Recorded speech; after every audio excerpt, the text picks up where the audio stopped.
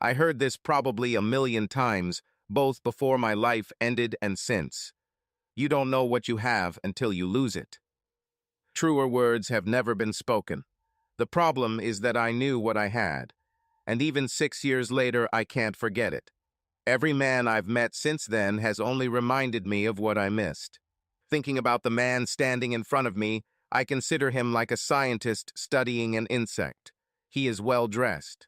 From his demeanor and confidence, he is probably very successful in his field. He comes and sits on the chair next to me, and so it begins. "Hey, can I buy you a drink?" he asks. "I appreciate the offer," I said, trying to smile and seem friendly. "But I drink mineral water, and it's paid for by my company. I'm here on business, and business is the only thing that interests me." I smiled again and turned away from him, hoping with all my heart that he would accept my polite refusal and leave. "What's going on?" he said sarcastically. "You're an arrogant loser with delusions of grandeur. You're not even an anchor. You're just a reporter on the scene. You don't even work in a major city. You're stuck in some tiny town in the middle of nowhere. Do you know how much advertising revenue I could bring to your channel?" He looked at me angrily and shook his head. I didn't even look at him, afraid to add fuel to the fire. "You think everyone needs you because you're beautiful, but I've seen better. I've had younger and prettier ones. A lot of them. In a few years, you'll be too old to be on television. What will you do then? I'll tell you what you'll do. You'll regret not listening to me. And you know what else? Your breasts are starting to sag and your butt is fatter than it looked a few years ago when you were still young." "Thanks for pointing all this out to me," I said. By then, the barmaid had returned and motioned for the bouncer, who came and pulled the man out of the bar as he continued to scream and kick. "He was crazy," the barmaid said. She was about 25. "You know, when I was younger, I wanted to be like you." "What happened?" I asked. College was boring. Journalism and communications weren't as cool as I thought they would be," she said. "I took a break to collect my thoughts, started working here to make ends meet and see life, while I tried to become the next Barbara Walters or Carla Canard. And then I had a child, and I realized that the person who swore to love me forever turned out to be a magician and a very good one." "So he must travel a lot, right?" I said. "Magic is a difficult business. But if he's good, he'll make a lot of money and—" I noticed she was laughing. "He's not a very good magician," she chuckled. "He only knew one trick. As soon as he found out I was pregnant, he disappeared." She was laughing when she said this, but I felt that she was laughing to hide her true feelings. "What happened to you?" she asked. "Your career took off like a meteor. I was sure that you would become a big star in the news. And then you just disappeared, like my ex." "Very similar story," I told her. "I was married to a man who I thought was everything. My career took off. We probably peaked at different times and while you were working hard to make your life better, he got jealous of your success and started cheating on you with some corrupt bitch," she interjected. "That's one of the problems with men. They can't handle a strong, successful woman.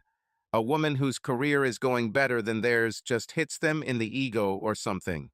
He probably told that little bimba that you're his. You don't understand, right?" "You're wrong," I said. "Kevin supported everything I did.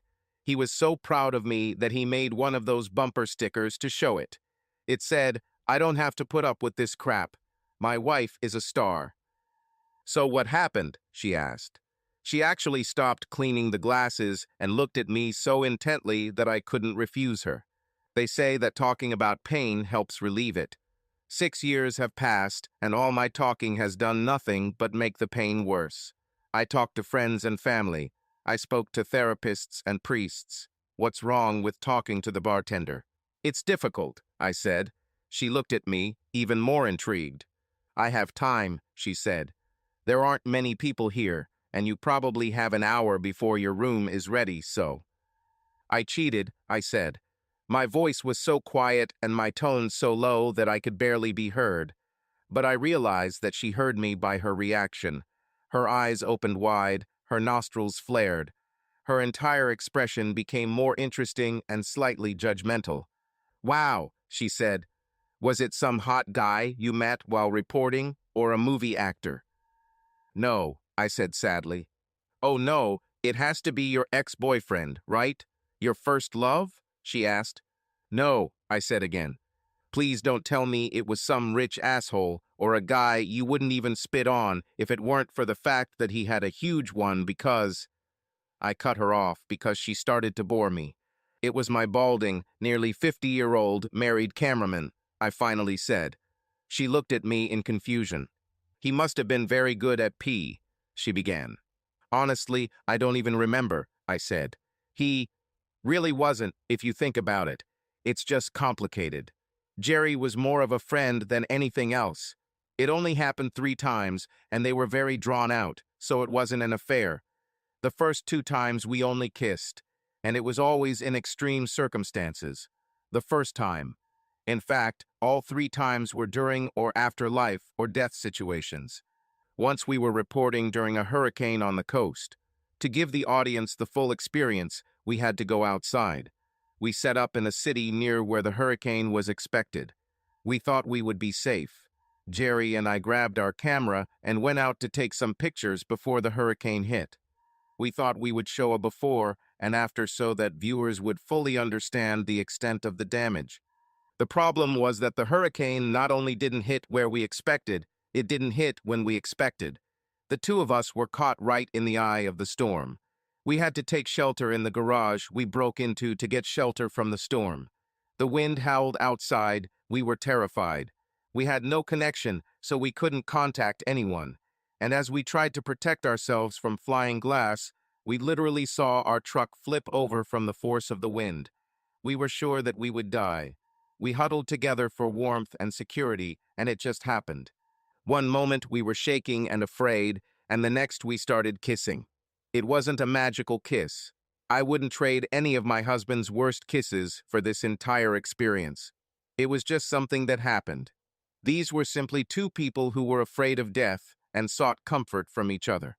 After that, we couldn't move far enough away from each other. We couldn't even look each other in the face. Everything that happened after that changed. A few moments of our lips touching each other ruined our friendship. Even though it was just a kiss, I knew Kevin would be very hurt if he found out. He would regard this as treason. As soon as the storm passed and we were able to get out of the area, we started talking about it. We decided that for the sake of 2 marriages, we would simply forget that this happened. The only thing confession could do is remove the blame from us. It would have hurt my husband Kevin and Jerry's wife, Mary. Over the next few days, things only got worse. Even innocent things only reminded us of what we did to those we loved. Every time I needed to leave town, Kevin drove me to the airport. He left work if he had to. He just wanted to be with me every second before I left. He always said the same thing to Jerry. He would shake Jerry's hand and say, "I'm counting on you to take care of my girl." Jerry took good care of me, and I saw how much guilt he carried the next time Kevin told him that. Kevin came to the office to invite Jerry and his wife to dinner to thank him for protecting me during the storm. Jerry couldn't eat a bite, but he didn't want anyone to know anything was wrong, so he forced himself to eat and ended up throwing it all up. As bad as Jerry felt, I felt even worse. The next day I asked for another operator. Jerry and I were once best friends, but over the next 6 months, we barely spoke. I don't know about Jerry, but I tried to avoid him. I even skipped office parties if I thought he would be there. This worked for a while, but 7 months after the incident, I had to go away on a reporting trip, and my regular cameraman was unavailable. My producer sent Jerry instead. It was awkward, to say the least. But at the end of the day, we were professionals, and we did our job. After several times we had to work together without incident, we put the past behind us. I didn't work with Jerry regularly, but if we had to work together, it wasn't a traumatic experience. I was assigned a story about a shooting at a local shopping center. The police allegedly captured the shooters. Everyone was interested because this shooting was different. Allegedly, this was not just a lone madman. There were rumors that the shooting had something to do with a domestic terrorism group. Jerry and I were supposed to interview survivors of the shooting. As soon as we reached the mall, there was a strange tension in the air. It seemed as if the place where people usually came for shopping and entertainment had changed forever. And there was more than just that. From the moment I entered the mall, I had this feeling of expecting something bad to happen. I wasn't wrong. We had only been in the mall for about 15 minutes when the first shots rang out. Then the entire mall went dark and the screaming began. People ran towards us in fear. We ran to the exit and found that the automatic doors had locked when the power went out. We were literally trapped inside the mall with the second wave of shooters. Apparently, they were sweeping the mall, shooting everyone they saw. Jerry and I hid until we got lucky. Jerry found an underground technical tunnel. We slipped in and closed the lid over ourselves. We hid there in the dark while all hell broke loose above us. The tunnel was barely big enough for the two of us, and we thought we could be found and killed at any moment. After everything calmed down, we waited. The silence was worse than the shooting. I think the stress got to us that time, as well as the guilt of being alive when so many people weren't. All I can say is that it happened again, and this time the kiss was hotter. There was no love in it, but Jerry started rubbing himself against me as we kissed. My legs spread like a cheap bitch's, and if the police hadn't started shouting that everyone who was hiding could come out, we would have had sex. I hated myself. The next day, Jerry came to work and quit. He took a job at another news station, so he and I would never work together again. I haven't seen him for over a year, and when I saw him, he didn't look like himself. He had lost a lot of weight and looked terrible. I found out that Mary had cancer and was dying. Doctors gave her no more than 6 months to live. Mary struggled, but Jerry was beside himself. I had to support him to help him get through it. Kevin helped too. I don't know how it happened the third time. All I know is that Mary started to get better, and Jerry and I celebrated it. The celebration and our joy at the thought of Mary beating cancer made us stupid. That time our luck ran out.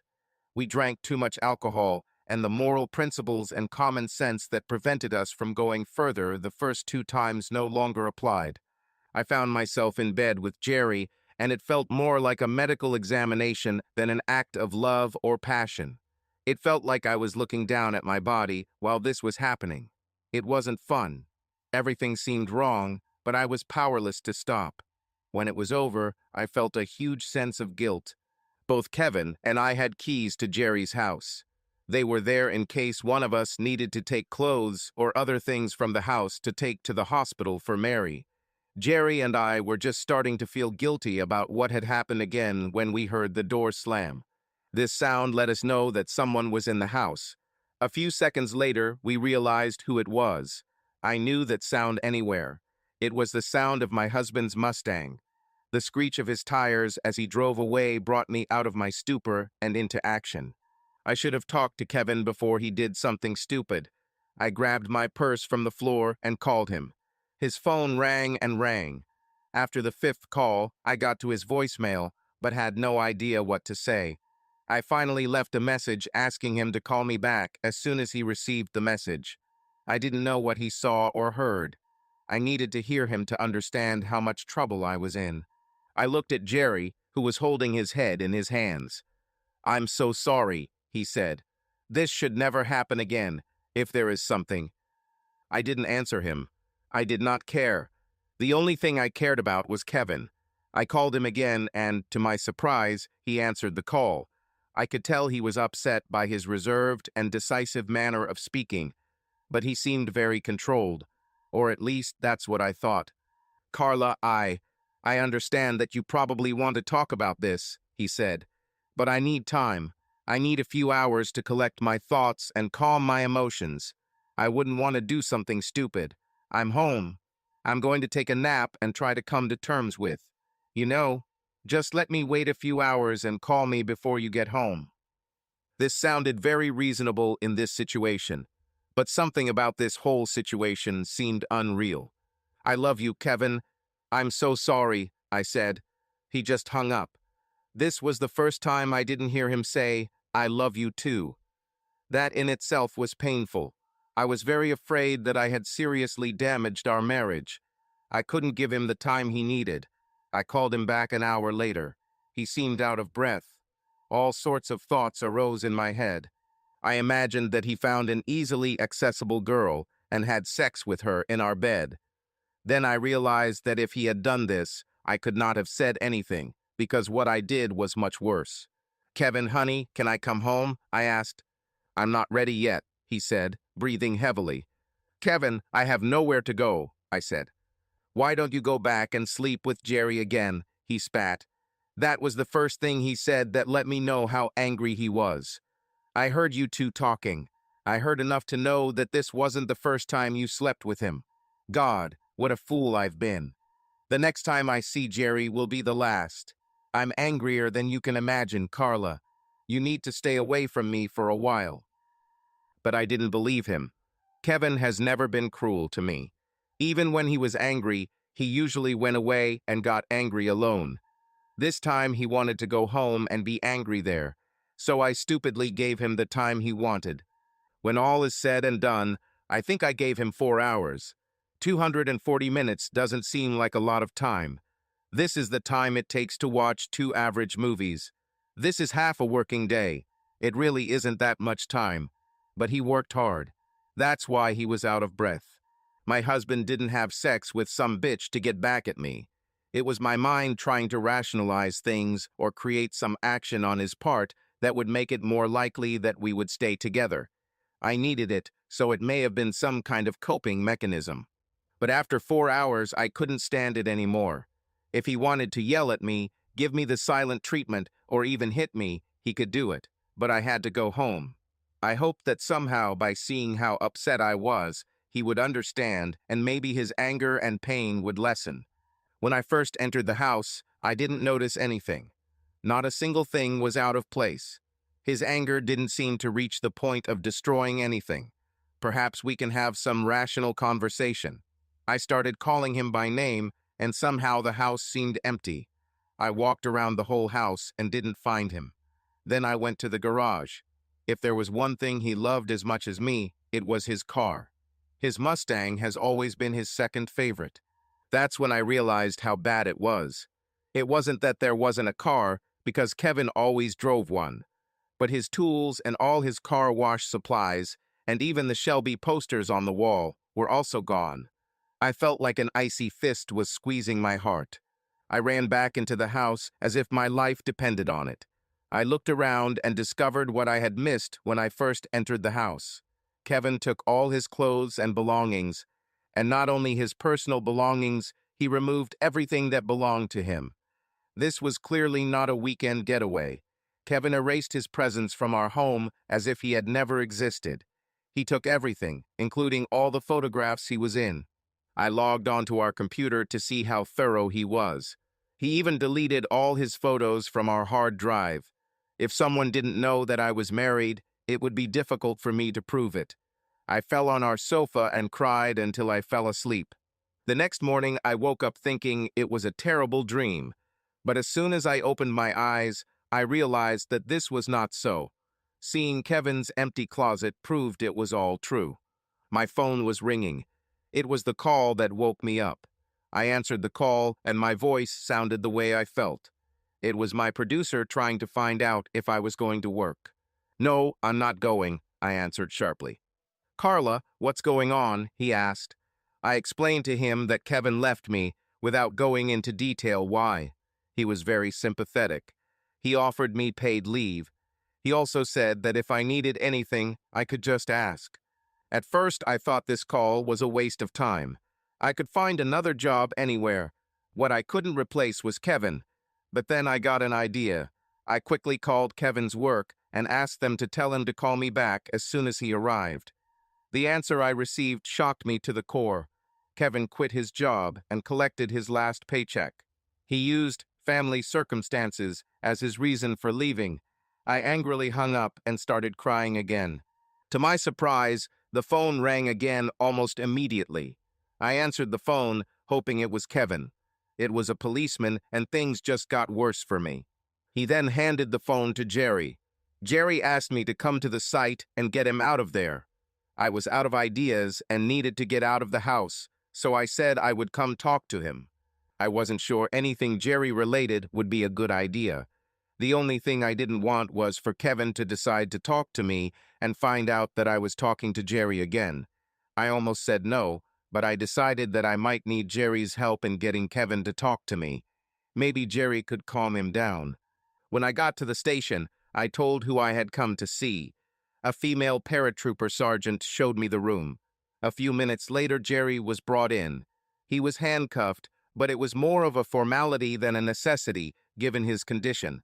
"Mr. Mathers, you need to keep your temper under control," the woman said as she left the room. Jerry sat down and covered his face with his hands. He started crying. The sergeant must have heard him because she quickly returned and began to calm him down. After a few minutes, she managed to calm him down and left again. "You don't look any better either," she told me. "Jerry," I called him. He looked at me. "Sorry, but I had no one else to call," he said. "Just tell me what happened," I said. "I need to be home in case Kevin calls or decides to come back." "There's no chance of that, Carla," he said sadly. "He left. He's moving to another state to start over. He told Mary he didn't know where he wanted to live. He just wanted to be as far away from you as possible. He could be heading anywhere." I stood there in shock as his words rained down on me. This couldn't be true. This couldn't happen to me. Suddenly, I rushed at Jerry and started hitting him as hard as I could. I split his lip and scratched his face before a couple of officers came in and pulled me away from him. They were about to kick me out of the room, but Jerry yelled at them to let me stay. "I just told her some very bad news," he said. They moved my chair away from the table and told me not to get up from it. "Jerry, what else did he tell you?" I asked desperately. "He didn't tell me anything," he muttered through his split lip. "He spoke to Mary. He came to say goodbye to her and tell her how sorry he was that he could no longer help and support her." "Kevin told Mary about us?" I asked in shock. "He should have," Jerry said sadly. "But your husband is too noble for that. He just told her he was leaving. He didn't mention us at all. But he and Mary were quite close. She could tell something was wrong and asked him about you. He said to her that you are finished with him. That's all he said. He kissed her goodbye and left." Jerry started crying again and couldn't continue talking. "Carla, when I got there, Mary was thinking and kept asking me questions. She told me that he didn't look so angry as he looked hurt. She kept going over and over in her head. She started asking me questions. She came to the conclusion on her own that you cheated on him. I think it was just an assumption at first. And then she started asking me if there was someone you were especially close to when we worked together. She looked straight into my eyes the whole time. I tried to keep my face up, but I'm not very good at lying or hiding the truth. At one point, she asked me if I knew anything about you cheating. I tried to tell her that it wasn't like that. How do I know this? I didn't know what to answer, and she just read it in my face. She blushed and simply blurted out, "How many times have you slept with her?" she shouted at me. Before I could say anything, she tried to get up and pressed the button to call the nurse. "Get out of my room, you bastard," she shouted at me. Suddenly, there were a lot of nurses around. She pointed at me and told them not to let me back in. I didn't want to leave. I needed to tell her that I loved her and that it didn't mean anything, but they just pushed me out. Then the security came and I began to resist. We knocked over a lot of equipment in the ward and they called the police. "You need to get me out of here so I can talk to her," he said. I actually bought it. But I only saw Jerry twice after that. Next time in 3 weeks at Mary's funeral. After that day, she never spoke to Jerry again until the very end. No matter how hard he tried, she didn't want to see him. Her condition worsened, as if she had simply lost the will to live. Finally, when it became obvious that she had very little time left, the nurses relented and called Jerry. He looked terrible after the funeral, telling me about their last moments together. She looked at me and said, "Oh, it's you. In a way, I'm glad you're here. I have a question that I can't handle. Why did you marry me?" "I married you because I loved you," I told her. "So you stopped loving me when you started having that bitch, or you started with her because you found out I was dying?" she asked me. He looked at me with tears in his eyes. "I knew I had to come up with something good," he said. I also knew that Mary could pick apart my words, so I had to be careful what I said. "And what did you say?" I asked when he started crying again. He wiped his eyes and shook his head. "I didn't have time to say anything," he said. "She died before I could open my mouth. My wife died thinking I didn't love her. It's all our fault, Carla. We killed her. We had sex to celebrate her recovery, and it ruined 2 marriages and lives. 4 people. Her family barely allowed me to come to the funeral. They look at me like a murderer. The woman I loved most of my life died hating me." "She didn't hate you," I told him. "She was angry and hurt, that's all. But she really hated me. I tried to see her to apologize, and all she did was yell at me and curse me before she kicked me out of the room. I just wanted to say, she says, I'm sorry." "I tried to do the same thing with Kevin," he said. My head shot up at the sound of my husband's name. "Kevin?" I blurted out. "He arrived this morning. Mary's family allowed him to see her body before the funeral. He brought a huge, beautiful bouquet. I found out later that he had been talking to her on the phone quite often in the last few weeks. I happened to see him leaving the funeral home just as I was driving up. I tried to talk to him, but he just walked past me and ignored me. He didn't come to the funeral because he didn't want to see you or me." I couldn't believe Kevin came home and didn't see me or even try to call me. The next time I saw Jerry was less than 2 weeks later at his own funeral. Mary's funeral was large and full of people who loved her. Jerry's funeral was small and somber, with only a few people in attendance. His sister, whom I had only met a few times, looked at me with contempt and walked away when I tried to express my condolences. I realized that she knew about what happened between Jerry and me. In her grief, she was looking for someone to blame for her brother's death and the breakdown of his marriage, and in her opinion, I fit the bill. It wasn't my doing. Jerry simply couldn't go on living. He truly believed that our actions led to the death of the woman he loved. I didn't believe it. But apparently Jerry believed. He had a lot of painkillers and other strong medications left over from Mary's cancer treatment.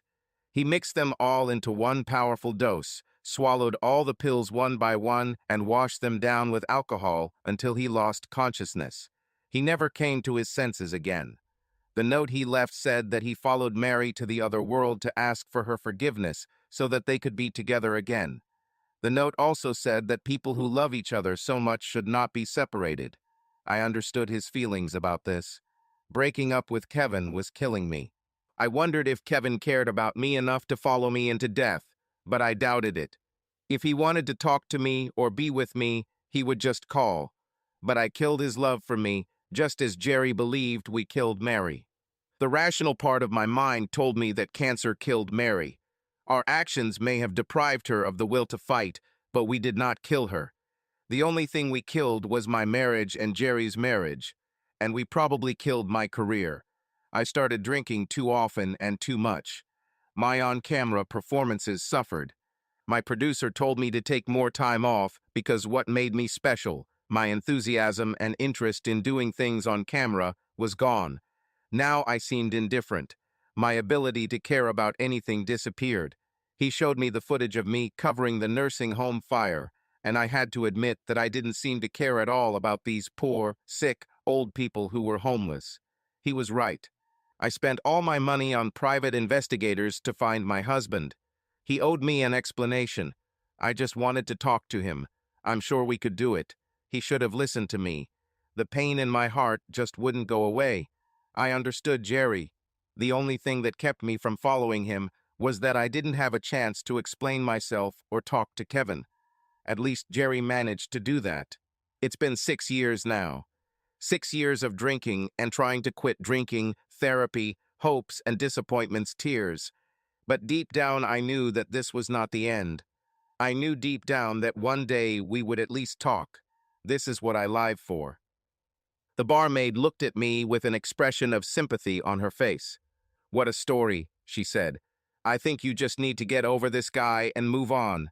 You don't want to spend your whole life chasing a guy who doesn't want you anymore.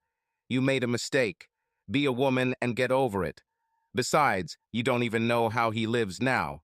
He may already be married and have 6 children. I fought for a divorce with all my might. He finally got it under protest 3 years ago due to abandonment of the family. He, too, cannot move on. He had 3 or 4 short affairs, and none of them lasted longer than a month. Each of them tore my heart, but he always tore them apart, I think, because he could not forget me. If you don't know where he is, how? She asked. I smiled at her. Now I know where he is, I said. Everyone knows. He's pretty famous now. I always knew Kevin would be successful. It just took him longer. It's harder to become a successful writer than a reporter. Writer? The barmaid asked in shock. Carla Kennard. I had to put 2 and 2 together. Your husband is Kevin Kennard, isn't he? I simply smiled and nodded. But he's famous, she stuttered. He writes books and scripts for films, and he is the dream of many. You were such a fool. She just looked at me and shook her head as she walked away. She went to serve another customer, then took out her cell phone and started talking into it enthusiastically. I never knew this. Now everything becomes clear, said a voice behind me. I turned around and saw 2 women behind me. The petite one was my producer, Meg. The tall, courageous woman was my new cameraman, Dina. That's why you only work in small towns now, Dina said. And why do you refuse to work with male operators? I'm so sorry, Meg said. I thought we were friends. Why didn't you ever tell me all this? Sometimes it's easier to talk to a stranger, I said. Even if they judge you, you'll never see them again, so it doesn't matter. Well, it might help understand the reasons for your strange mood swings sometimes, Meg said. I felt that we were approaching one of those moments when we would have to share feelings. It looked like she was going to hug me. The barmaid was heading towards us again. She had a wide smile on her face. At almost the same moment, or very close to it, a small nerd in a white shirt and black pants walked into the bar, clutching a book like it was a treasure. Carla, I need a favor, the bartender said. It's like fate. What exactly? I asked suspiciously. This is my boyfriend, Greg, she said, pointing at the nerd. He's probably the biggest Kevin Kennard fan I've ever seen and... I'm the biggest Kevin Kennard fan. In the world, I corrected her. Well, I'll admit you're right, ma'am, Greg said. But could you give me his autograph on my copy of his latest book? At the same time, he made puppy dog eyes. Even if I wanted to, how the hell would I get to him? I asked irritably. This is the easy part, ma'am, Greg said. He's signing books across the street at the hotel where I work. The line goes all the way to the corner, but that stuck-up manager should have let you through. He's here for the weekend at the book fair. He's also here because his favorite childhood band is playing nearby. As he spoke, my heart began to beat faster. A light sweat appeared on his forehead. I was both incredibly nervous and incredibly happy.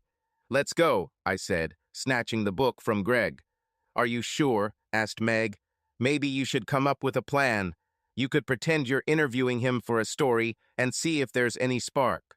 It might help you maintain your dignity, in case something goes wrong. Not this way? The look on her face told me that she truly cared about me. So much of our communication with other people occurs on a nonverbal and involuntary level. Caring literally oozed out of her. She really didn't want me to get hurt. This went beyond the usual concerns about his television talent. I smiled at her. I was so excited to see Kevin that I was ready to explode with happiness. Meg insisted on coming with me, and so did Greg. We left one hotel and walked across the road to the next. Since Greg worked there, he led us straight to the hall where the autograph session was taking place. Even before we arrived at the venue, I saw signs and posters for Kevin's book fair appearance and book signing. Seeing your husband's face on a poster that was at least 5 times the size of the real thing makes you nervous. Women who stop and look at the posters are not helping. The closer we got to the hall, the more nervous I became. There was no need to worry so much. We took the elevator to the desired floor and lost Greg. His manager was looking for him and sent him on some assignment. When we turned the corner, we saw a line of people standing in the middle of the corridor. As we got closer, we realized that Meg was probably right. Most of the people in line were holding copies of Kevin's new book. There were several people from the publishing house there to maintain order. Meg and I stood in line and looked at each other. I think they both thought we could just go up and talk to him. The woman in front of us in line looked at me intently as Meg and I talked. She patted me on the shoulder. Aren't you? I'm a big fan, and well, you used to be a reporter, right? And weren't you married to him? She asked excitedly. She's still a reporter, Meg said. One of the publishing house workers heard us and came over. He looked at me carefully while we were talking. You don't belong in this line, madam, he said. Let me call Heather. Come with me. We followed him through the line, avoiding most of the people outside the hall doors. Rumors about who we were spread faster than we could move. I heard people whispering around me, and everyone was looking at us. We politely walked through the doors into the hall, where our new chaperone spoke with another man from the publishing house. He was wearing headphones. He listened to our escort, looked me up and down, and began talking into his headphones. Greg joined us again. This is Heather Murphy, he whispered. She's his manager. You know, I never noticed this before, but now that I see you in the same room, it all makes sense. What becomes clear? I asked. She is you, he said. Look at her. She's a younger, taller, more beautiful, slimmer version of you. But with glasses, Meg added. I looked across the hall. There stood a tall, slender, busty blonde fluttering around Kevin. She massaged his shoulders and talked to each person as Kevin signed their books and made small talk for a few seconds. As we watched, the guy with headphones standing next to her tapped her on the shoulder and pointed at us. Even from across the hall, I could see her expression and body language change. She looked me up and down and whispered something in my husband's ear. Apparently, she didn't mention me because he kept signing books. Then I noticed something about her that made me angry. She touched him constantly. Even as she walked away from him, her fingers slid over his arms and arm until she reached her limit. It took her several minutes to approach us. The hall was so large. But the closer she came, the smaller the hall became. It seemed that the hall was not big enough for the two of us. Wow, she's amazing, Greg blurted out from next to us. Hey, cowboy, you have a girl across the street, right? Asked Meg. Yeah, but she's not like that. This woman is like the sexiest librarian on the planet. I bet those glasses aren't even real, Meg spat. I bet her breasts are real, Greg blurted out. I wasn't small-breasted, but seeing Heather approaching, I buttoned another button on my blouse. Meg actually grabbed her small breasts and lowered her shoulders so they were even less noticeable. Heather was delayed by another pair of headphones, but even when she spoke to him, her attention was clearly on us. She took off her glasses and put one of the glasses in her mouth.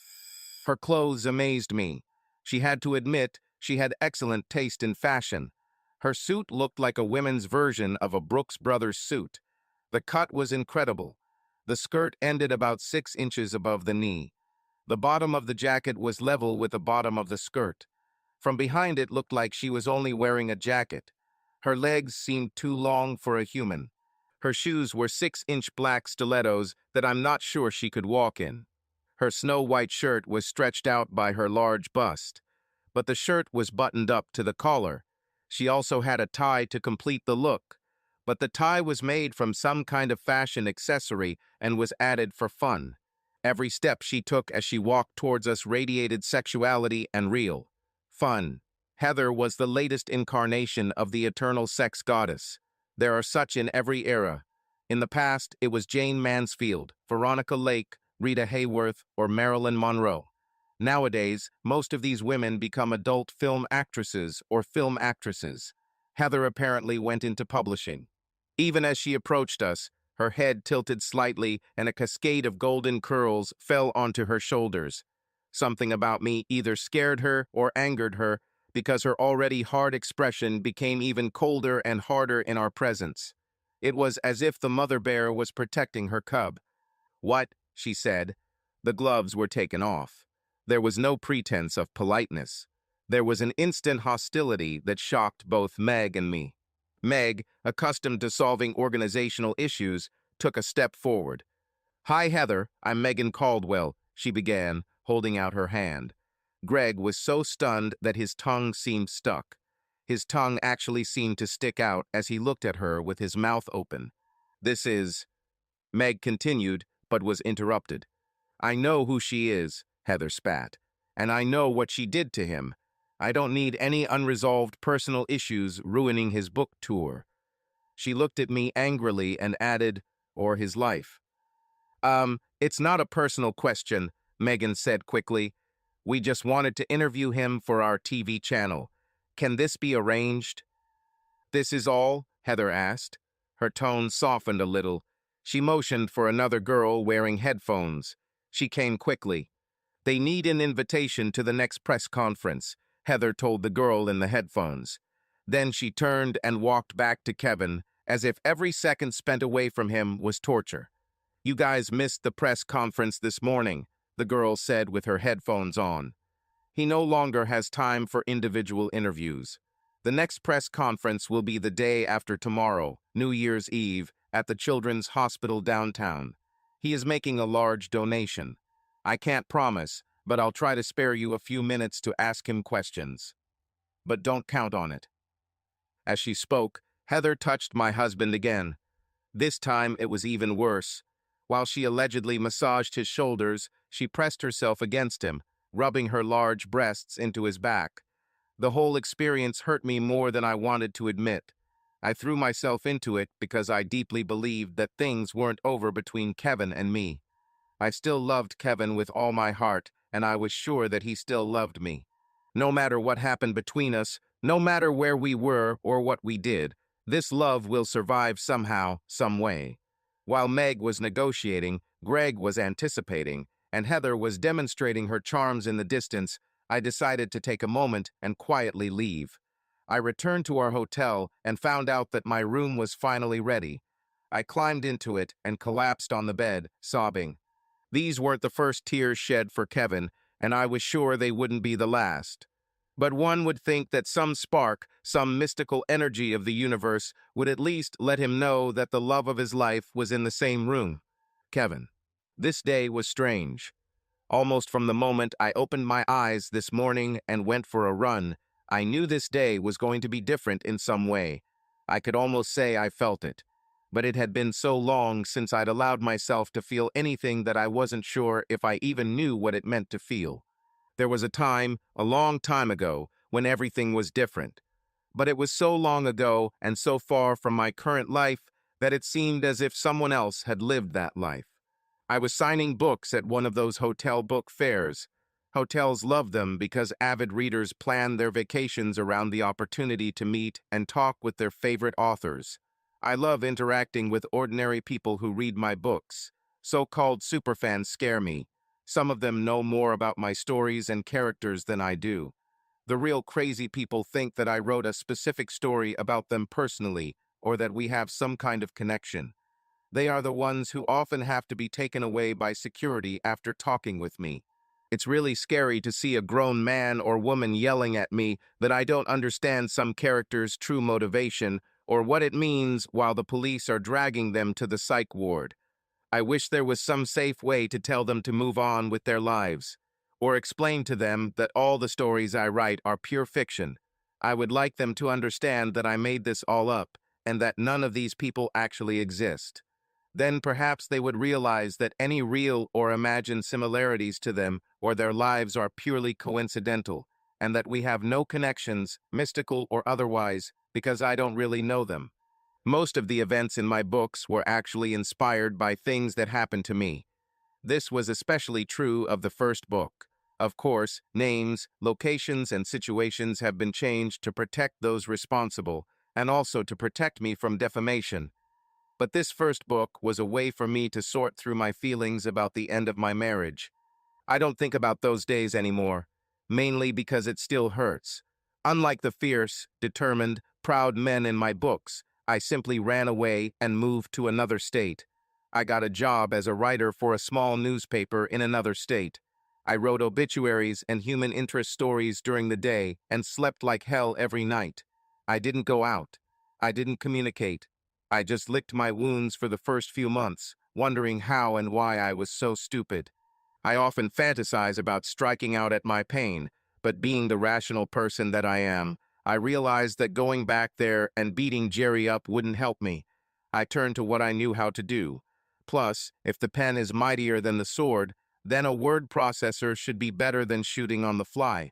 So I started writing. Surprisingly, writing went quickly. It only took me 6 months to write my first book. But then I had absolutely no life. When it was finished, I didn't know what to do with it. Pure chance led to my meeting with a small local publisher. He advertised his publishing company in our newspaper, hoping to attract business. While I was writing the copy for his ad, we started talking about writing in general and ended up talking about my book. He was the first person I allowed to read it. We didn't have any contract or agreement, but he took it with him to read at a publishing convention. He ended up losing it, and a person from another publishing company, a much larger one, found him to contact me. He really wanted to publish my book. He told me to hire a lawyer immediately. The lawyer was very helpful with the contracts, but that was all he did. He told me I needed a manager and suggested his son, who was in college majoring in business. I took my son as a manager. He was incompetent. In almost every situation that arose, he sought advice from the people who taught at his school. One of these people was Heather. She graduated several years ago and worked as a teaching assistant in a business program at night and interned at a publishing company during the day. With her foot in the door of the publishing industry, Heather has proven to be an invaluable asset. My inept manager approached her so often that it became natural for us to meet. Heather read the manuscript and, screaming and feeling bad, took on the role of my first manager. I haven't looked back since then. Over the past few years, she has become someone I can always trust. When I had those disastrous flings, trying to put my feelings for Carla in the past, Heather was the one telling me when it was time to end them. The first was a definite mistake. This was a woman I met at one of the first book fairs. She was older than me and, like me, had been married once.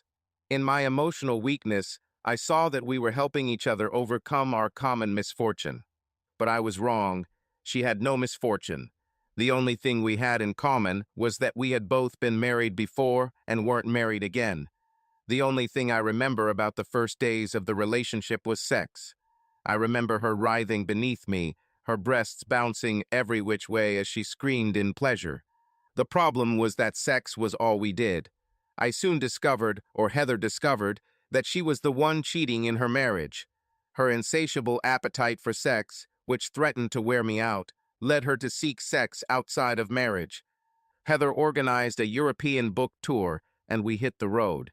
Around this time, the film rights to the first book were sold. I was also hired as a technical consultant for the film. It's been a busy time since I started writing my second book, but not so busy that one of the actresses on set, a beautiful young Italian, didn't catch my attention. This was another disaster. She wanted to marry me so much that she distracted me from writing by spending all our time together. Heather would not allow this, so the beautiful Helena was sent home. There were one or two others, but I noticed something about all of them. No matter how worldly and experienced they were, or beautiful and young, none of them really touched me. None of them made me feel anything. It was sex and nothing more. I had everything I dreamed of and more. I had cars. I had money. I had the career I had always dreamed of. But I had no one with whom I could share it. I decided that I preferred to be alone. Carla has ruined all women for me. I found myself unable to feel anything. But that day, while signing books, I felt something for the first time in a long time. Heather stood behind me, massaging my shoulders while I signed. We had a system. It was relaxed and easy. We practically improvised the entire procedure. I said different things to each person, but actually spent no more than 45 seconds on each person. I remember Heather walking away to do something. At that moment, I was in the zone. My thoughts were focused on where I would go after signing. I would smile, ask for a name, listen to a question about some aspect of one of my books, smile again, and start with the next person. It only took a few moments for Heather to return, and when she came back, she started massaging my shoulders again. This time she stood right behind me while massaging. She leaned in to hear what the people I was signing for had to say, and as she did so, she pressed herself against my back. I grabbed her hand and pulled her away from me before either of us could do anything stupid. Heather probably did it innocently, but she had a fiancé somewhere nearby, and I didn't want to complicate their relationship. Even as I pulled her away from me and continued to sign, I felt something. I looked towards the door, and one of the employees was talking to a small woman and a guy who looked like a nerd. I managed to see someone leaving the room. All I saw was a strand of blonde hair as the man walked out of the hall. If people left without waiting for me to sign their books, then I was moving too slowly. Luckily, Heather motioned, and one of the staff members closed the door. It took me another hour to sign all the books that were already in the room, but at least no one else could get in. An hour later, the last woman walked up to the table in front of me, smiling. Heather reached over and told me she would be back in a few minutes.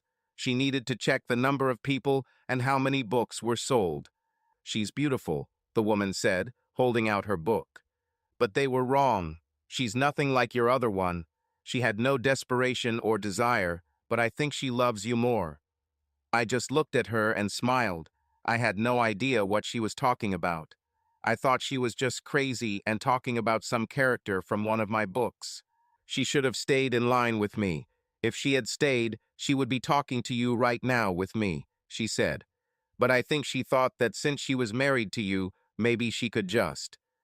Even as she spoke, the pen fell from my fingers, and I looked at it in shock. "What?" I muttered. "Carla was. She was here with me just an hour ago. She seemed really excited to see you and—" "Oh," she sighed, noticing that I had ruined the signature on her book from shock. "Well," she said, "I think it will be worth a lot more to collectors." "I'll replace your book and sign a new one," I said. "We're in a bookstore." "I think I'll keep this one," she smiled. "It's almost like a story from one of your books. Reminds me that true love doesn't always take the straight path." When she left, she turned around again and smiled at me. "Wait until my husband hears about this," she said, nodding.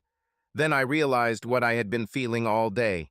It seems that in exchange for the ability to write stories that touch people, the fates took a part of my soul. It seemed like I could only experience one feeling at a time, and as my pain had subsided over the past 6 years, I now felt lonely. The woman leaving me, holding in her hands a book that I had written and signed, as if it were a rare jewel, was much richer than me. She had someone to whom she could tell her thoughts. I only had people who worked for me. I looked at my watch and realized it was much later than I thought. It was almost 9 o'clock in the evening. There was a place I wanted to go, and I wanted to be there alone. Heather would never have understood where I wanted to go and felt it and appreciated it the way I did. It was just one of those places that you had to experience for yourself. I got up from the table and simply left the room. I was still in shock that Carla was in the same room as me without me noticing. I always thought we had some kind of connection, but maybe it was something out of romance novels and didn't exist in the real world. Perhaps it was simply because she had never been far from my thoughts since the day I met her. For the past 6 years, I have been trying to forget her. The problem was that the very act of trying not to think about her only made me think about her more.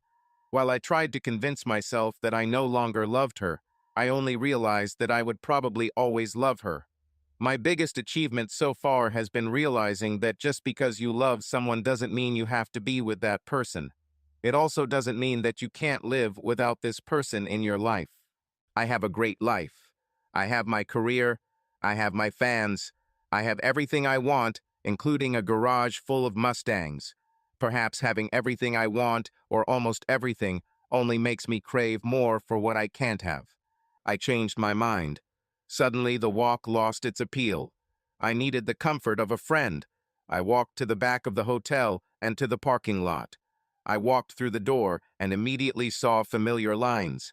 For this trip, I chose an oldie but a goodie, my red '96 Mustang GT. When I bought the car, it was in terrible condition. I have completely updated it. The car is better than new. It even had a new 5.0 Coyote engine. This engine had a twin Whipple supercharger. It produced over 600 horsepower in a platform that was smaller and lighter than the last two generations or the next one, which was due to launch in 2015. I have many Mustangs, but this one is special. I bought it with the money I received from the film rights to the first book. Every detail on the car was made to order. I spared no expense because in my delirium, I somehow thought that owning this car would make me feel better. I once thought that if I put all my love into the car, I would forget about Carl. When that didn't work, I began a series of failed romances. When it was all over and some sanity returned, I realized how stupid it all was. The women were adults and fully functioning people. None of them were innocent. They all had their own schemes and plans for our relationship. Some wanted sex, others money, and still others a share of my growing fame. And like most women, they all thought they could somehow change me. None of them did. In the end, the women left, but the car remained. And although I have others, this one will probably always be my favorite. In a way, it's symbolic. Most people don't see this, but what they don't see is the most important. I think I expected women to make me feel the way I felt with Carla. She always made me feel like I was surrounded by love, or that I was the most important thing in the world. These women made me feel many things, but not this. I felt like I was part of a Ken and Barbie couple. One of those made-for-TV things where two beautiful people meet for the amusement of all the housewives so they can dream about it. The problem is that these things are never meant to last. True love is never perfect. True love is painful, dirty, and ugly. It's full of jealousy and fighting, and people opening their hearts and souls, only to be disappointed because their partners are human, not telepathic. I think I expected these women to love me, and I didn't feel that way from them. At least not the way I wanted. The machine, on the other hand, was incapable of giving me love. But she gave me everything she was capable of, and it was much more than women gave. Starting the engine, as usual, made me feel free. I felt like I could go anywhere. Everything was open to me. From sea to shining sea, it was mine for the taking. To me, the running pony symbol on the front of my Mustang represented freedom.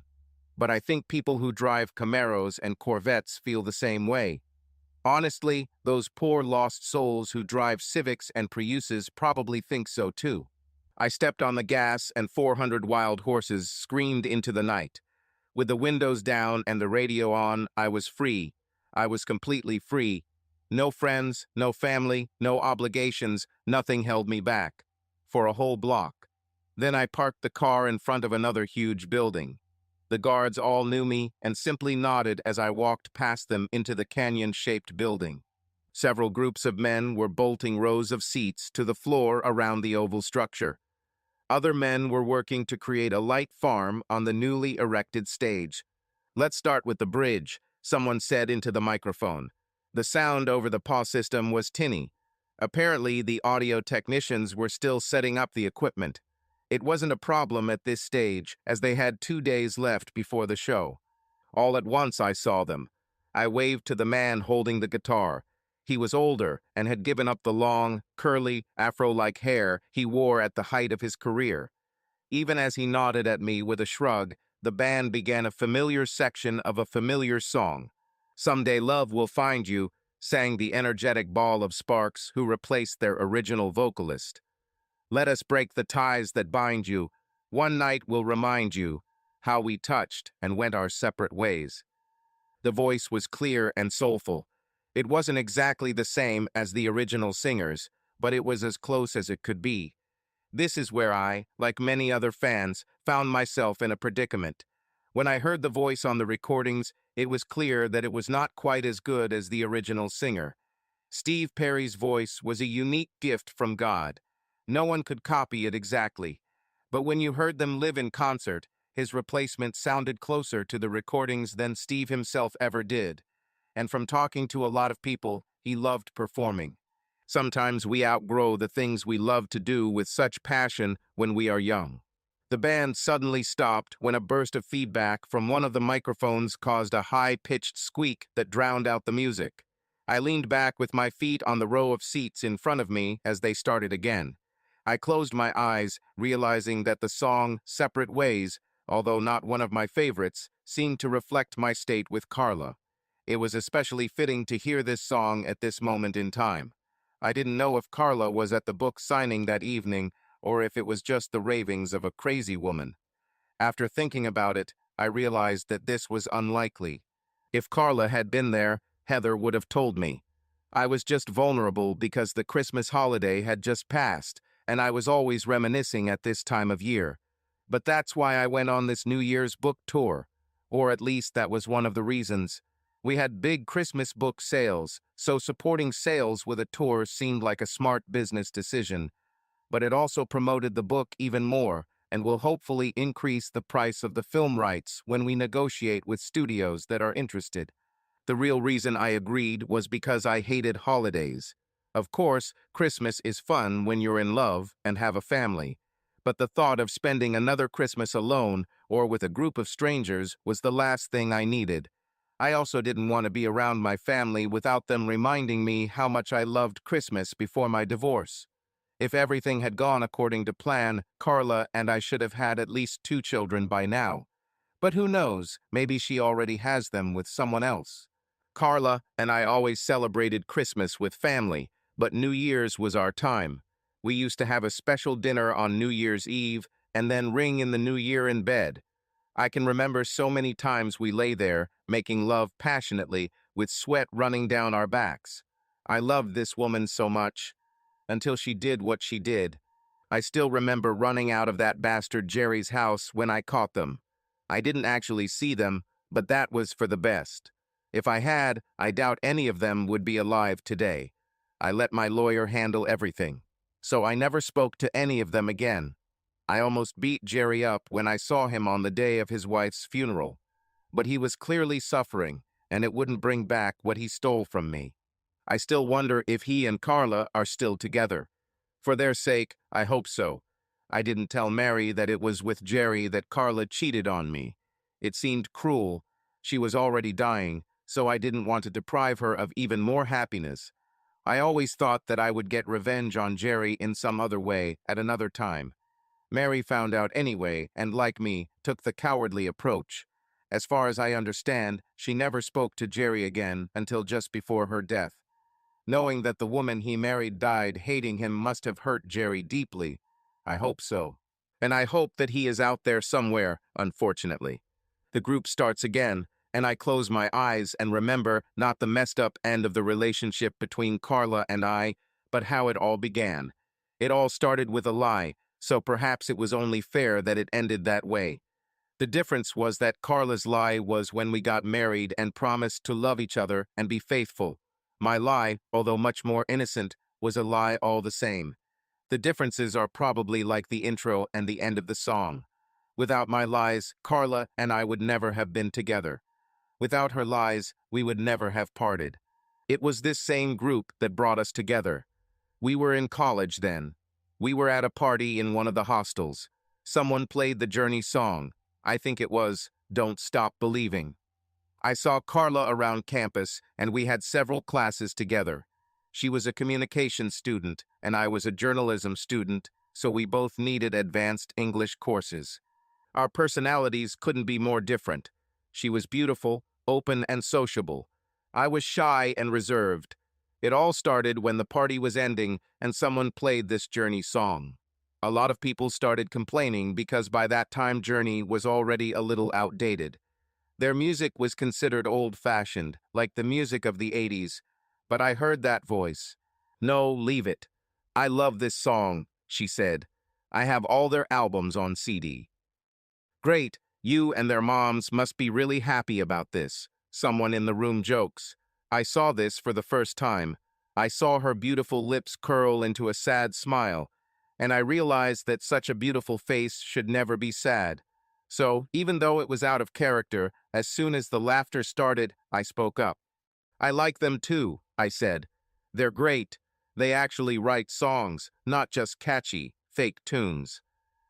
Her smile lit up the room and gave me a warm feeling that was too short.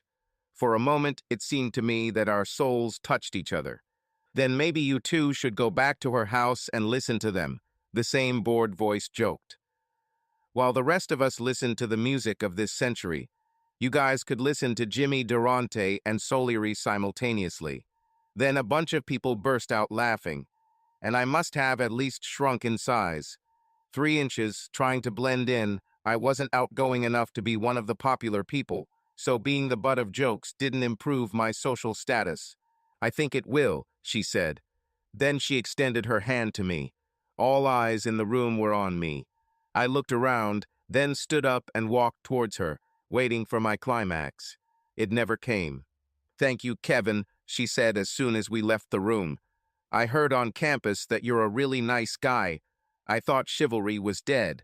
It was nice to see it live." I simply nodded, and she looked around and headed towards the bus stop near the building. "So we won't listen to your journey compilation?" I asked. "Do you really want it?" she asked. "I thought you were just—" "Of course I want to," I said, and then came the lies. I love travel. The fact is that she was the most beautiful girl I have ever seen in my 21 years of life. I would swear I loved Satan just for the chance to spend some time with her and get her to pay attention to me. For the lie, I received another beautiful smile. I drove her back to the dorm, and she sneaked me into her room. The girl she lived with returned to the party, and we listened to Journey. We listened to a CD she made of all her favorite Journey songs. She was a real fan, and the CD had a lot of their hits, as well as a few less commercial songs thrown in for good measure. We didn't have wild, addictive sex that night, but we ended up falling asleep on her bed together. The next morning, I woke up to her purring softly in my ear, our faces just inches apart. Each of us put his arm around the other's waist. Carla's roommate had a damn good sense of humor. She was a photographer, and when she drunkenly wandered into the room in the middle of the night and found us, she took several pictures of us lying there together. She printed out a bunch of them and posted them all over the dorm. I woke up to find the bluest and most beautiful eyes I had ever seen looking at me. I stood up and apologized. "Sorry, I must have fallen asleep," I blurted out. "Before or after you guys had sex?" her roommate asked. "We didn't study," I began. "I've known Carla for 6 years. She won't even let Dave sleep over with her, and he's her boyfriend. I saw you guys hugging each other while you slept. Such proximity arises only from the afterglow of a solid core." I grabbed my jacket and shoes from the floor and ran. On my way out of the hostel, I met several scared girls in various stages of undress. I didn't see her again until our class on Monday. As soon as I walked in, she grabbed me and dragged me back with her and her roommate. "You're hard to track," she said. "Let me guess, you're the kind of guy who sleeps with a girl and then runs away, right?" "No," I said. A few seconds later, everyone in the class was whispering about Kevin sleeping with Carla. I'm not the kind of guy who even sleeps with girls, let alone then runs away. Both Carla and her roommate Jessica's room started laughing as the people next to us started whispering that Kevin liked men. "Do you want to rephrase that?" she giggled. "I don't think I should say anything at all," I said. "Everything always seems to go wrong. Maybe I should just leave while I'm behind because—" "Because what?" she asked. "Because your eyes are so beautiful they make me tongue-tied," I said. "And when you smile, I just feel. I don't know. I feel warm throughout my body. It seems to me that I can do anything." "Well, whatever you're going to do will probably have to wait a while," Jessica said. She nodded towards the professor, who was just about to start his lecture. From that day on, Carla and I became one. We immediately had intimacy, but there was no sex. I didn't press because I had a feeling she was holding back. And then it happened. Carla told me that one evening she couldn't do anything with me because she had something important to take care of. I was young. I was stupid. And that was the first time I fell in love. I was also way out of my league. I mean, I wasn't a troll or anything, but I wasn't the guy that girls went crazy for. Carla always told me that she thought I was beautiful. She said I just needed more confidence. So the complete fear of losing her was just eating away at me. What could be more important to her than us? I decided to go to her dorm in case she came home early. She finally told me that she would call me if it wasn't too late when she finished what she had to do. If I had been there or nearby, we would not have had to waste time. She was my goddess. I enjoyed its light. So I walked to her dorm with my heart on my sleeve. Everything I saw made me smile. The sun seemed brighter. People seemed kinder and more beautiful. The birds sang louder and more cheerfully. All was right in the world. That is until I walked into the park across from her dorm and saw her sitting on a bench with another guy. They looked into each other's eyes and nodded. I immediately changed my mind. Goddess of my ass, she was easily accessible for two, and I couldn't stand her. The only thing protecting her ugly face was that I don't hit girls. If I did, I would go up there and knock the taste out of her mouth. I went home and emailed my professor. I told him that I would probably miss class the next day because I was sick. I asked him if he could send me the next reading assignment and any work that was assigned because I didn't want to fall behind. While I was sitting at the computer, my phone rang. Caller ID told me it was Carla. I didn't answer this. She left a message, and her voice sounded so cheerful and happy that I realized how devious she was. Apparently, her mood improved because she went out and slept with some guy. I just couldn't understand it. I never did anything to her. Why would she play with me like that? Then I realized that we were in college after all. It was a time in life when people did stupid things. Perhaps she promised to become a member of some sorority and had to humiliate a nerd to get there. Well, whatever it was, I was out of it. Game over. She called me 3 more times that night, and each time she sounded less happy. When I didn't show up to class the next day, her calls became crazy. She actually came into the apartment I was renting, but I was ready for this. I went to all the classes except one, which we did together. After classes, I went to the city center to the cinema. When the film ended, I went for a walk along the river in the city center. I stayed away from home until dark. Since she didn't have a car, I was sure she would be home before I returned. There were 12 messages waiting for me from Carla and 3 from Jessica. I couldn't avoid her forever, but I managed to hold out for a week. The following week, I finally had to come to English class. I took care not to be grabbed and dragged back by arriving later than my usual time. I slipped in just as our professor walked through the door. I was sitting in the front row. She smiled and waved at me as I sat down. I pretended not to notice her. Luckily, we had a reading test at the end of class. For the past week, I haven't left my apartment except to go to class, so I knew the material as well as I knew my name. I easily completed the questions, turned in my work, and left before everyone else. 2 days and several evasive or ignored calls later, I was pushed from behind by someone as I was opening my car door. "What the hell is wrong with you?" shouted a woman's voice from behind.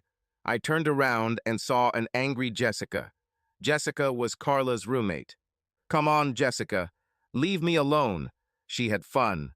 I'm sure she won a competition or something like that. "Don't you think I've been humiliated enough already?" I asked. She looked at me like I was crazy. "This girl is sitting at home crying for you, you fucking idiot. What are you talking about? I think she loves you, and I would bet my life that you felt the same way until you started acting like a jerk." "She has a strange way of loving someone," I said. "I don't need that kind of love." Again, I have to ask, "What the hell are you talking about?" she screamed. "She cheated on me," I hissed. She tilted her head and looked at me. Then she threw back her head and laughed. "Well, I'm glad it's so funny to have my heart broken," I said. "I hope one day someone does the same to you." I started to walk away, but she grabbed my hand.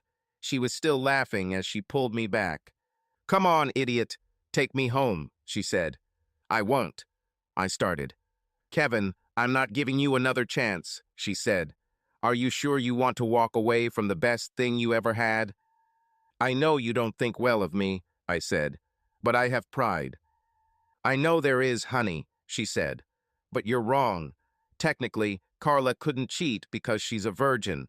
She'll probably stay that way because the person she wanted to change her status to is an idiot. Now, from a moral point of view, she was indeed cheating. Yes, she did something with another guy behind her boyfriend's back.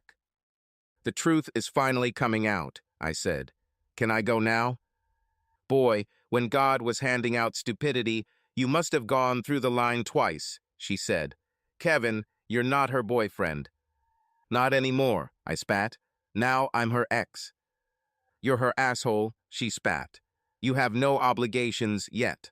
Of course, when you're together, sparks fly and you're both willing to do some serious damage, but are you saying she's going to try to hurt me? I asked. Damn, Kevin, for a smart guy, you can be really dumb, she said. That's not what I meant. Carla didn't say that, at least not in words, but she loves you. And you love her, even if you're acting like an idiot right now. I really don't think you can be without each other. I think if you tried, you might survive, but you'd always feel like you're only half a person. In time, I will forget her, I said. I'd rather have a clean breakup than live my life wondering if she'll cheat on me again. Kevin, do you remember what I told you the first morning when you woke up in our dorm? Remember what I said about how you two looked? Remember what I said about how you slept all night together? She asked. Suddenly everything fell into place. You said she wouldn't let some guy stay the night, and he her. I said stupidly, "Oh my God." Kevin, you're too stupid to have a god, she said. This whole time, Carla has been avoiding her boyfriend to spend time with you. She cheated on him with you, stupid. And she's not that kind of girl. I think before you became so stupid, you were on the verge of getting something very special. But she didn't want to do it while she was still with Dave because it would really be cheating. Dave and Carla are not like you and Carla, Kevin. How are we different? I asked. Well, first of all, they get mad at each other and then don't talk for weeks. I don't think you two can go a day without seeing each other without feeling nervous and anxious. And secondly, when you are together, you don't see anyone else. Even I feel strange standing between you. It's as if there is a force that attracts you to each other. But anyway, what you took for her cheating on you was her breaking up with Dave so you could be together. And what did she get for it? You kicked her in the groin. She's crying because she has no idea what she did wrong. Oh God, I'm so sorry, I said. I feel terrible. I feel stupid, she added. I just hung my head and nodded. Like shit on toast, she continued. That too, I said, embarrassed. Like the most disgusting bastard that ever breathed, she added. I don't think I'm that bad, I said. So what are you going to do to make it up to her? If, for some reason, she decides to give you another chance, she asked. I think I would, I started. Kevin, stop, she said. I need to tell you something right now. You're a great guy, but you need to be more confident. You need to be more decisive. You don't have to be so timid, especially when it comes to Carla. She already loves you, fool. You don't have to reinvent the wheel. You just need to speak from your heart and tell her how you feel. You're really good at it when you don't think about it. Remember when you told her that thing about her eyes? It was really good. If you weren't so infatuated with my best friend, I would have slept with you myself. Now just relax and tell me what you will do to make it up to her. Well, first of all, I will never be stupid enough to jump to conclusions again. I'll ask her what's going on. And secondly, I will do everything possible to make her the happiest woman on the planet for the rest of my life. Carla will always be number one for me. No job, career, or anything else will ever be more important than her. She is already the center of my world, but I will make her the center of my life. Kevin, I think you'll be fine, she said. I took her home to their dorm. Let me talk to her first, she said. I sat in front of her dorm, waiting. It took more than half an hour, but finally Carla came down the steps. Get out of the car, Kevin, she told me sharply. I knew she was angry, and she had good reason to be. I went out and stood in front of her. All she did was hug me. Don't ever do that again, she said, sobbing. Kevin, there is no one I would rather be with than you, and there never will be. I need to tell you something, I said. No, you don't, she said. I've heard this before. Jessica recorded your conversation. I listened to it 3 times. That's why I couldn't go out for so long. Kevin, do you really feel this way about me? I feel that and more, I said. And then we started kissing. These weren't the soft, gentle kisses we were used to. We stood there for a while. Then Jessica walked down the steps. Can I turn off this Journey CD? She asked. Carla simply smiled. I bet I know what song you were listening to, I told her. In the present tense, the band started playing the same song again. I opened my eyes and left the past behind me as the new singer began the first verse. Here we stand, worlds apart, hearts broken in half, in half, in half. Sleepless nights, losing ground, I reach out to you, to you, to you. Feeling it's gone can change your mind. If we can't carry on, to survive, love divides. He directed the words towards me as if he knew what I was going through. Every time I heard this song, it made me think of Carl and me. Tears appeared in the corners of my eyes as he began the chorus. Someday love will find you, break these chains that bind you. One night will remind you how we touched and walked different paths. This song has always made me think. Never in my wildest dreams did I imagine a future without Carla. In fact, I didn't listen to this song anymore for this very reason. I spent the first 2 years without Carla feeling miserable and crying for her, even when I achieved the success I always wanted. I alternated between the noble part of me that wanted her to be happy with Jerry or someone else, and the evil part of me that still wanted to strangle them both with my own hands. There were times when I wished I had been so civilized and mature and not beaten him to a pulp. I also often regret not talking to her and finding out everything. I think what I would like to ask you most is why. I mean, I know I was never beautiful enough for you, and I wasn't successful enough for you. But what is it about Jerry that makes you love him more than me? I didn't even realize I said it out loud until I heard a voice trying to answer me. Carla. After I had been sulking in my room for about an hour, Meg called me. She was in high spirits and wanted me to go down to the hotel bar immediately. I wasn't doing anything, so I decided to go. If I felt unbearable, I could always go back to the room and continue crying. Damn, I'm so tired of crying. Sometimes it felt like I had been crying for 6 years straight. When I entered the bar, I saw many familiar faces. The bartender continued pouring drinks. Her boyfriend Greg was sitting at the table with Meg, Dina, and another man I had never met before. I saw him somewhere, but couldn't remember where exactly. As I approached the table, they moved to make room for me. Carla, damn it, Meg said. You sat in your room and cried again, didn't you? I couldn't help it, Meg. I was so close. It was the closest moment in the last 6 years. Do you know that I never got a chance to tell him that I was sorry? I said. My voice was almost plaintive. At that moment, I noticed that the stranger was looking at me intently. He didn't just look at me. He assessed my every feature with almost clinical precision. Meg, you're trying to set me up with someone again, aren't you? It never ends well, I said. No, honey, I'm done with it, she said. This is Ed. I'm not trying to set you up with him. I just want you to help each other. Thanks, but no, I said sharply. My stupidity and a few bad situations cost me Kevin. I'm not that stupid anymore. Getting involved with a stranger is not something I would do. Meg, you need to understand that. I started to leave. Fuck you, Ed cursed.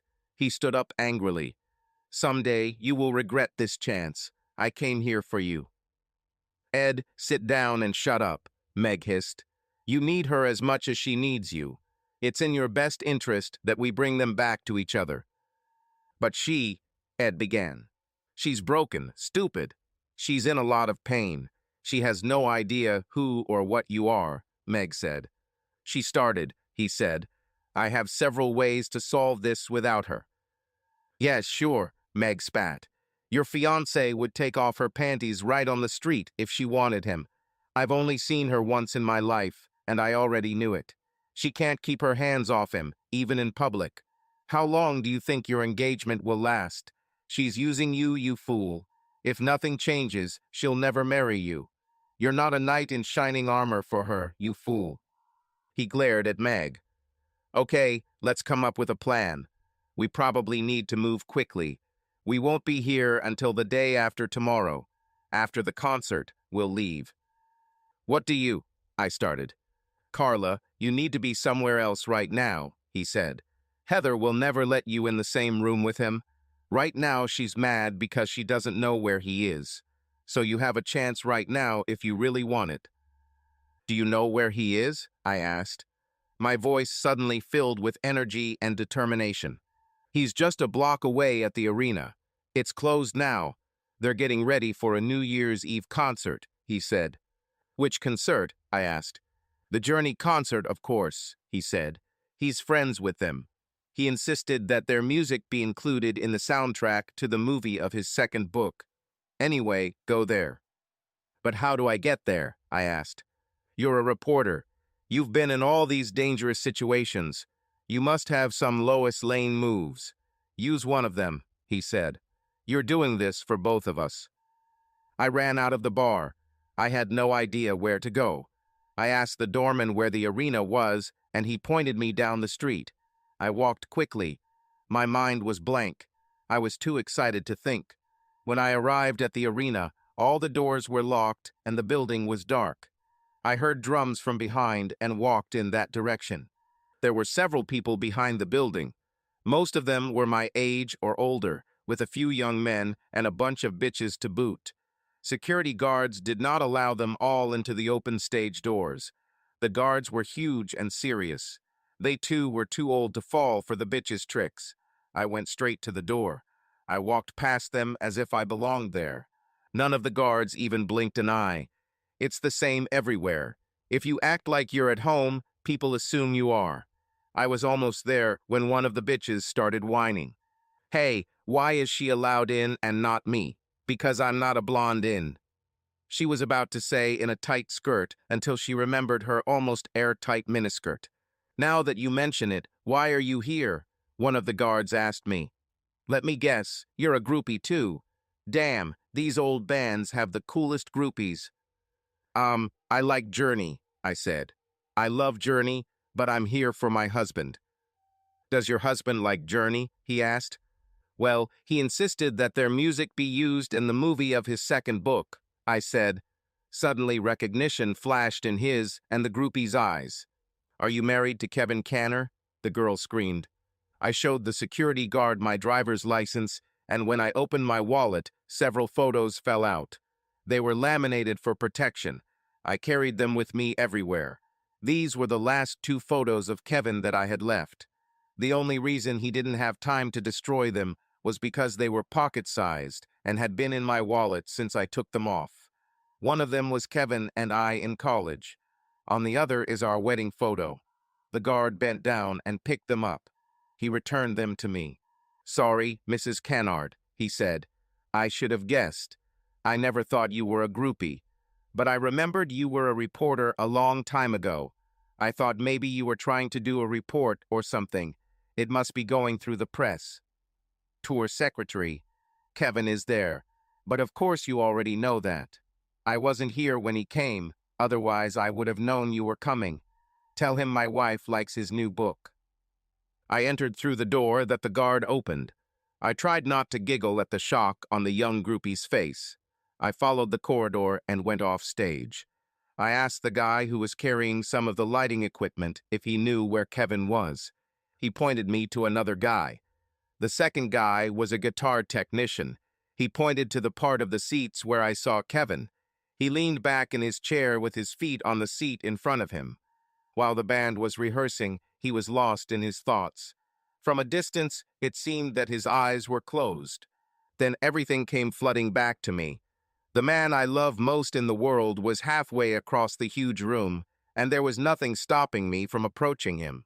6 years of pain brought tears to my eyes. I walked around so he wouldn't see me.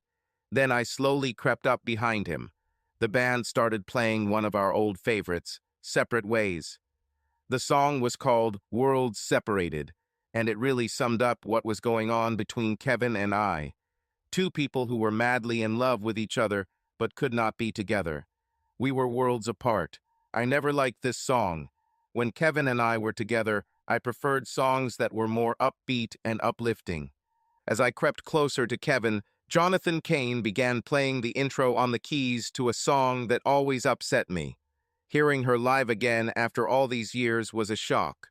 It was almost as if Journey were playing the soundtrack to our lives. It's funny, Journey was one of the things that brought Kevin and I together, but I haven't really paid attention to it in the last 6 years. They had a new singer. He sounded exactly like Steve Perry. It was a mystery, but they were still trying to understand why something good could hurt so much. He sang. I felt every word he sang. It seemed like every syllable he sang was for us. Caught on a one-way street, the taste is bittersweet. Love will go on somehow, somehow, he sang. That last line has been my motto for the last 6 years. The screech of feedback and some guy dropping a trumpet on stage brought me out of my trance. It reminded me why I'm here. Luckily for me, Kevin was so lost in his thoughts that he didn't notice me. I walked over and sat behind him. He seemed to be talking to himself. At first I smiled until I realized that he was talking about me. I almost turned around and left. All these years I thought Kevin had moved on. His affairs with all these women hurt me, but we were no longer married, so he could do whatever he wanted. But now I saw that it was just Kevin's way of trying to move on, and somehow, like me, he was stuck in the past. Kevin couldn't get over our separation. His words, his questions thrown at the universe, angered me. Before I could stop myself, I answered him. Jessica said it best, Kevin, you're just stupid, I said sharply. I never loved Jerry more than I love you. I never loved Jerry at all. You were everything I wanted from the very beginning. You were always attractive to me, and I love you, stupid. I never cared if you were successful. Or not. Kevin, I didn't have time to finish. He turned as if he had been scalded with boiling water. The kind, sympathetic eyes I had always loved were twisted with anger, and his face became a mask of rage. He stepped away from me until he came across the row of seats behind him. His hands clenched into fists and then relaxed. He exhaled and inhaled slowly. Then he turned and walked away from me. Kevin, where the hell are you going? I screamed. Anywhere but here, he said. Kevin, I love you. There's never been anyone else, I said. He looked at me with something like longing in his eyes. Then he shook his head and the anger returned. Jerry wouldn't agree with that, he said, and he started to leave again. I was furious. My life and my happiness, all rolled into one, was leaving me without even giving me a chance to talk. He didn't want to listen to me, but I was going to make him hear what I had to say. As he walked out into the open space, he waved to the group, and to my surprise, Neil Scon waved back. My husband was truly a friend of our favorite band. The problem was that while I stood there marveling at Kevin's friendship and how far we had come, Kevin was putting more distance between us. I started running around the empty arena after him. Kevin didn't go back the same way I did. He would have to walk past me to do it, and he was clearly running away from me. On the one hand, I could understand how he felt. If someone hurt me as much as I caused him, I would try to avoid him too. But he should have realized that what I did was not intentional. I was just caught up in the joy of knowing our friend wasn't dying and a lot of alcohol. My biggest mistake was not staying away from Jerry after that first kiss. Actually, that's what I did. I stopped working with him. But none of this mattered. I followed Kevin out of the building. The building ahead was dark and empty. The doors were locked, but from the inside. All I had to do was push the door, and it locked behind me again. Kevin was only a few yards away. It seemed as if he was waiting for me. As I turned the corner following him, I wasn't paying attention, and suddenly I felt pain in my shoulders. I screamed or gurgled involuntarily as my body fell to the ground, shaking. I couldn't control my limbs or anything and couldn't even scream again. Luckily, Kevin heard me. "Hey, what are you doing with my wife?" he shouted. He ran towards us, and the man standing above me noticed him. He calmly took something out of his pocket, and as Kevin ran up to him, he pointed it and pulled the trigger. I saw the electricity hit Kevin, and he fell to the ground, writhing next to me. Another figure emerged from the darkness. She took a handkerchief from her pocket and placed it over Kevin's face. "This may work better than we hoped," said the first figure. Her voice seemed feminine and vaguely familiar to me. "Take them both away." Then the scarf fell over my face and everything turned black. Meg.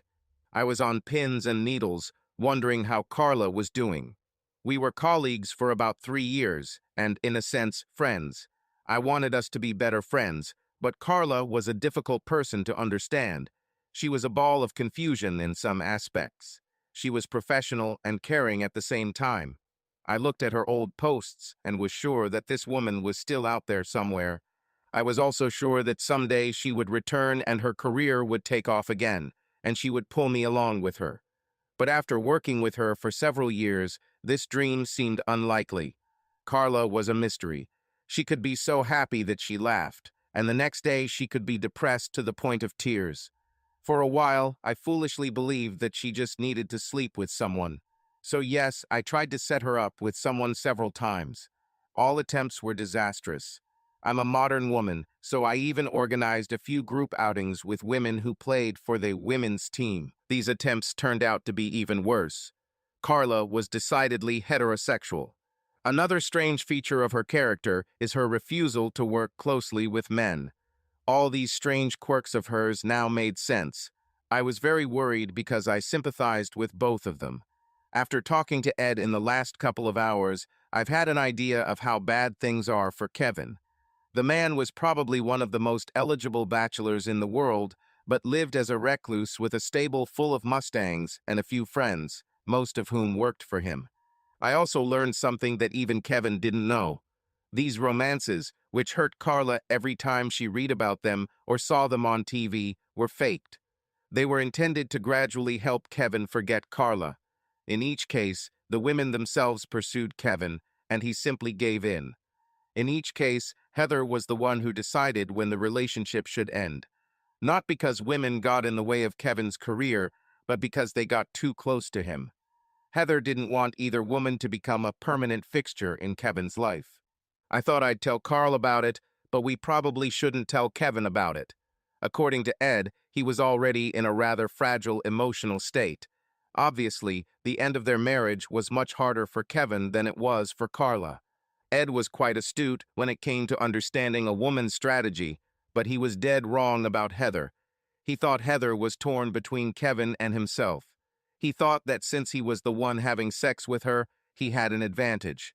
I had to tell him that he, as I said earlier, is only a shield. Heather knew that Kevin wasn't interested in any woman except Carla. So she got him involved in these little mini relationships to prepare him for a real romance with someone other than Carla. At the same time, she had to make it seem that she herself was not interested in him, except on business. The easiest way to do this is to have a groom on hand. As soon as she could prepare Kevin for an affair with her, she would dump in a heartbeat. And the way she rubbed herself up against Kevin at the autograph session, it couldn't be farther away. Just as I was about to order another drink, Ed's phone rang. He looked at the screen and showed it to me before answering. "Hi, honey," he said.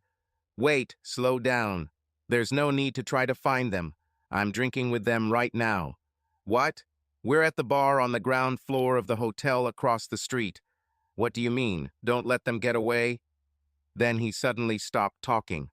"She hung up, didn't she?" I asked. He simply nodded. "She's worried. She doesn't know where Kevin is. I haven't told her either. I want him and Carla to at least have time to talk. But now that you mention it, it's been quite a while. If they, get back together and, talk," I said. Before Ed could say anything, we heard a noise at the door. Heather was heading our way with at least 3 police officers. "Here they are," she said. "I want them all arrested, detained, and interrogated." "For what?" I asked. "I can't find Kevin anywhere," she said. "Heather, Kevin is an adult. He doesn't need your permission to leave for a few hours. He went to the arena to listen to Journey rehearsal," I said. "I've already checked the arena," she said sharply. "The rehearsal ended a few hours ago. After talking with several people from the technicians, we learned that Kevin left after meeting with a woman. Heather, honey, the woman he met was Carla, his ex-wife, Ed said. Heather looked like she was ready to explode.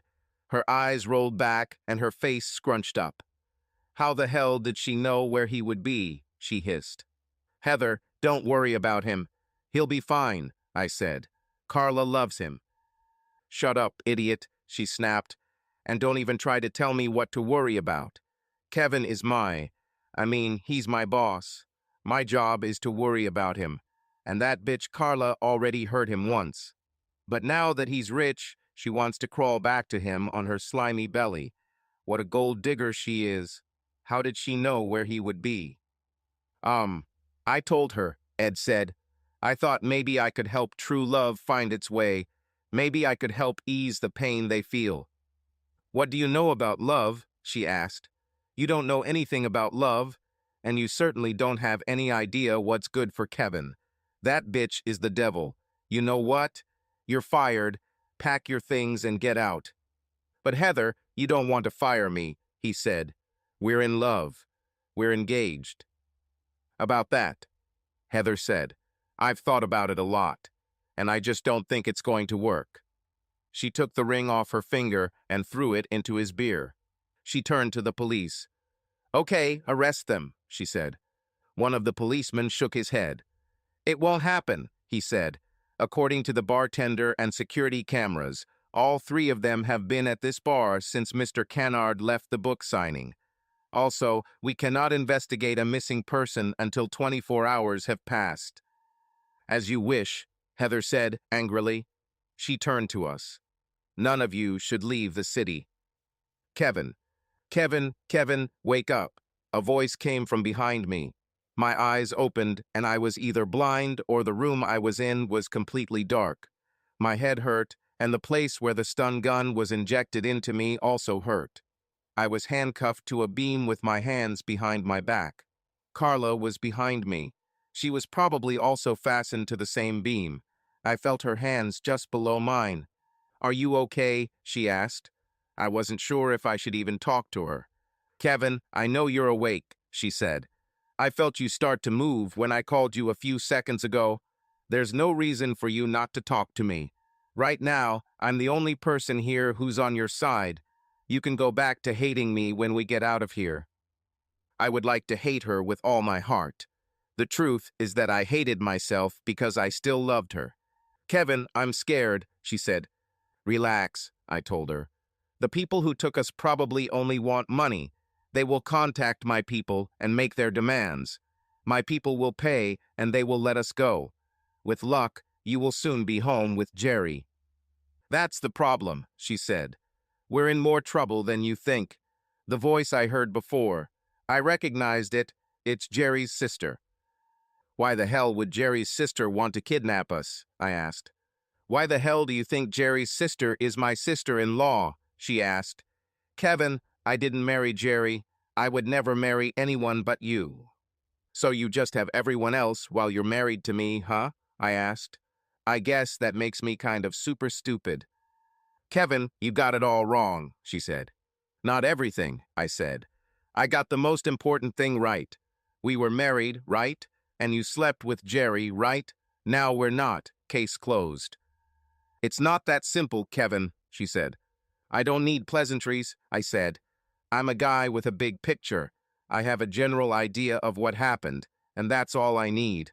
I don't want to talk about it anymore. This is ancient history. Oh, we'll talk about it, she said.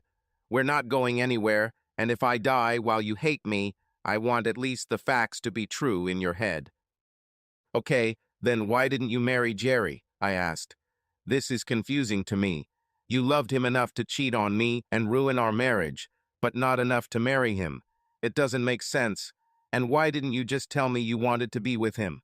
That's it. What I ever wanted was for you to be happy. If you told me, I would be angry and very hurt at first, but I would respect you for it, and maybe someday we could be friends in some way. But you had sex with him behind my back, and from what I heard that day, it wasn't the first time you've been together for a long time. Shut up, Kevin, she said. Just shut up. You got it all wrong. First of all, I only slept with Jerry once, and it was the worst mistake of my life. It wasn't out of passion or love or anything like that. It's just something that happened in the moment. We were both so happy that Mary's cancer was in remission, and we got so drunk that we just lost control. I admit there have been a few close calls with Jerry before this, and maybe my curiosity was piqued a long time ago. Both previous cases were the result of us being in life and death situations. On the two previous occasions, we only kissed. It wasn't even good kissing, and on both previous occasions, I took steps to ensure it didn't happen again. The first time I stopped working with Jerry regularly. I found another operator. After the second time, Jerry quit and went to work at another station. He didn't love me more than I loved him. You are the only man I have ever loved, and you're the only man I'll ever love. So you told Jerry that? I asked. Why the hell do you keep bringing up Jerry? She asked. Because I hate his damn ass, I said. He ruined my life. Kevin, Jerry didn't ruin your life as much as he ruined his own. Do you know that he died shortly after Mary? She asked. Fine, I said. Kevin, you're not such an evil person, she said. Jerry died knowing that the woman he loved died hating him. He died knowing that she fought cancer tooth and nail and won until she learned of our mistake. She simply lost the will to live, so in many ways Jerry died believing he had killed Mary. So he committed suicide. He just couldn't live without her. Fine, I said again. That bastard was supposed to be a friend, and he stole you from me. She started laughing, and the laughter turned into crying. Kevin, I don't smile anymore. My career is in shambles. I work as a weekend reporter at a small market station, and I don't care. There are so many things I would like to have done by this time. You and I should have children. I wanted them so bad. There were so many things we were going to do, and I missed most of them. Last year, you went to Paris with some bitch you met at one of your movies. Every time I turn on the TV, you do what we were meant to do together, and you do it with someone else. And Kevin, you give Jerry some kind of superpowers. He didn't have any superpowers. He was just a guy who loved his wife so much that when he found out she was going to survive, he snapped out of his depression, got drunk, and made a mistake that cost him his marriage, his friends, his sanity, and ultimately his life. Neither Jerry nor anyone else could take me away from you. I love you now, and I will always love you. If you want to be angry at someone, be angry at yourself. I got drunk and got into something that shouldn't have happened. If you remember what I heard, I was crying and telling Jerry that this shouldn't have happened. He agreed with me. Kevin, we were human. We made a mistake. I would do anything in the world for you to forgive me. I would spend my whole life trying to atone for this. But you didn't even give me a chance to try to explain or apologize. Maybe you didn't love me as much as you claim. What the hell is that supposed to mean? I asked. I loved you more than anything in the world. Just not enough to forgive the mistake or give me a chance to atone for it, she said. We just sat for a while. We were emotionally exhausted. Carla, if this means anything to you, I began. She was crying quietly in the background. Kevin, I know I'm supposed to be a strong, independent woman and all that 21st century stuff, but I'm not, she said. I know you have your ego and pride and all that, but I have nothing. I'd rather have you than my pride. Can you give me another chance? You won't regret it, I swear. Carla, how could I? I began. Kevin, please, she said. I know what you were going to say. How could you trust me after what I did? You don't need to. I will quit my job and follow you for the rest of my life. I'll never be out of your sight, so you won't have to trust me. Just give me a chance. Then the door opened. This time there was only one of the hooded figures. So my guests are awake, she said. Okay, we can get started. What the hell are you doing, Lorraine? Asked Carla. I know it's you under that hood. Damn, this is bad, the woman said. She took off her hood and I saw her face.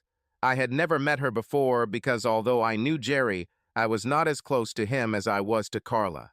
She was a large woman with short dark hair, and the same piercing blue eyes I remembered from Jerry. In fact, it was impossible not to notice the similarities between them. Her facial features were exactly the same as Jerry's. She had the same angular nose and slightly sunken chin, the same generous lips, and even a hint of his mustache under that rough nose. Jerry never struck me as a particularly handsome guy. He wasn't the type that women run after waving their panties. But the same traits that made him just a guy were cruel in a woman. She looked like a man in women's clothing, or, at best, like a transvestite. If she won the Olympics, every other country would require a DNA test to prove gender. "I'm really sorry that stupid bitch exposed me," she told me. "I really like your books. Movies based on them never convey the emotional impact that books have." She sat down next to me with a grace unexpected for a woman of her size and weight. "Sorry, Kevin," she said. "Even before he died, Jerry always spoke well of you. I didn't know that bitch was dating you. All my research told me that you were not in contact. I didn't know you could be here tonight. You're just as much a victim in this as I am." She came closer and almost tenderly grabbed my face. "She took my brother from me. She ruined his marriage. She killed my sister-in-law. Kevin, you weren't there. Speaking to Mary before she died, I know that you packed up and left town to start a new life as soon as you found out. You hated that bitch so much you couldn't look at her. Of course, some of that hatred still burns." She let go of my face and continued talking. "For you, the pain ended when you left the city. I watched my brother humiliate himself every day. Every damn day he went to the hospital and begged to see his wife. Every day he was either on his knees on the floor begging to see her, or he was kicked out of the hospital for trying to break through. They had been married for over 15 years when he first met your bitch wife. They were devoted to each other. She ruined it, so she has to pay." "But it wasn't like that," Carla said from behind me. "Shut up, bitch," said the woman next to me. "I'll get to you soon." She turned to me again. "Kevin, you could help me, but I would need some proof that you are on my side. I need you to do something that will put you in jail next to me if we ever get caught. This could be our way of getting revenge on her once and for all." She looked into my eyes as if she could read my emotions there. "Think about it, Kevin," she said, getting up from the floor. "I need to go and get everything ready. Either way, I won't be here in 2 hours. I'm heading towards a new life just like the one you built, Kevin. I will have a new identity in another state, and even a new face to it. We can both get revenge on that bitch." As she walked towards the door, I heard the sound of a fist hitting flesh, and Carla screamed. "It's just an example, bitch," the large woman said, walking towards the door and slamming it behind her. "Carla, are you okay?" I asked. "Well, my eye is already swollen, and according to Lorraine, I won't live long enough for it to turn black. But surprisingly, yes, I'm fine. I'm even happy," she said. "Carla, are you crazy?" I asked. "Did your head hit the beam when it hit you? Why the hell are you okay?" "I'm not okay. I'm so far from being okay with that." "You're not okay because you're worried about me," she said. "Kevin, while you were sleeping, I had time to think. I think they gave you more of the stuff that knocked us out than they gave me. I think, as she said, they didn't plan for there to be two of us. So they had enough of this stuff to knock out someone my size and weight. They probably used a little more than needed for me to be sure. So that was enough to knock you out. I received a much smaller dose, so I just felt wobbly." "Great for you," I said. "That probably means you don't have that headache, right?" "It probably means I've had time to think," she said. "Kevin, remember what you said when they took us? Your exact words were, 'What are you doing with my wife?' You said, 'My wife.' You didn't say, 'That evil bitch who ruined my life,' or 'That bitch who cheated on me.' You didn't say my ex or Carla, or even just she." "It was in the heat of the moment," I said. "I do not think." "That's the point, honey," she said. "Why do you call me darling?" I asked angrily. "We got divorced because you cheated on me and ruined my life. I hate you, Carla." "It's something you say when you have time to think," she said. "But deep down you still love me. That's why when things get tough, I'm your wife. In your mind, I'm still your wife. I heard the joy in her voice despite the situation. Carla, why are you so happy? This psychopath will probably kill us both, I said. Because I'm not Jerry, she said happily. Kevin, do you know what the greatest tragedy of all this is? Jerry died knowing that Mary hated him. We're all human, Kevin. We all have flaws, and we all make mistakes. But Jerry died knowing that the person he loved most hated him, and that he likely contributed to her death. Now I know that if I die today, you won't hate me. This makes me happy for the first time in a long time. I really hate you, I spat. No, you don't, she said. Kevin, you're just holding on to your hatred because you think that's the only connection you have left with me. Carla, are you high? I said, laughing. Kevin, you keep saying I ruined your life. You're a rich, successful writer with millions of dollars in the bank. When we were together, we were fine. I mean, we weren't living paycheck to paycheck. We both had good jobs, but we weren't anywhere near where you are now. I saw your house on TV. You live in an area with movie stars and Justin fucking Bieber. Most people would kiss my ass out of gratitude because breaking up with me was the best thing you ever did. How did I ruin your life? She asked. I was silent. Kevin, we're divorced. You've had several flings over the years that have been well covered in the press. I forgive you for all of this, okay? You have a lot of women throwing themselves at you. Why haven't you married again yet? I've been busy, I said, and they're real. Are those bimbos you slept with all over Europe real? She laughed. Kevin, darling, although it hurt me to think of you sleeping with them, I saw right through it. These women never had a chance. It was just your way of coping with the situation. You felt nothing for these women. It was the same as with Jerry. I was drunk and caught up in the emotions of the situation. You were angry and tried to take revenge. We're even. No, not even, I said. Kevin, how have I ruined your life? She asked again. I started, but I couldn't say anything. It's okay, honey, she said.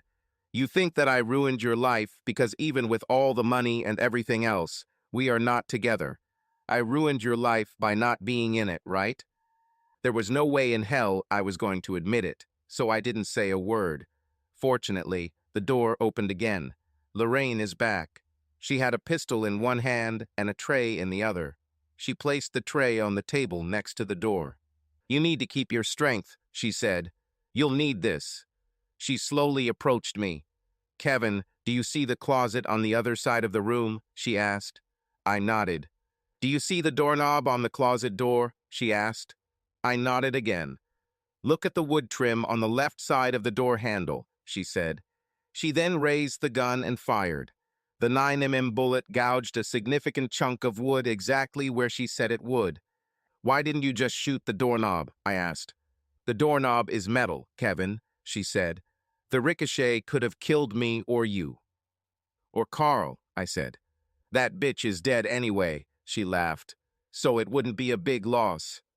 Her actions told me two things. First of all, she was an excellent shot.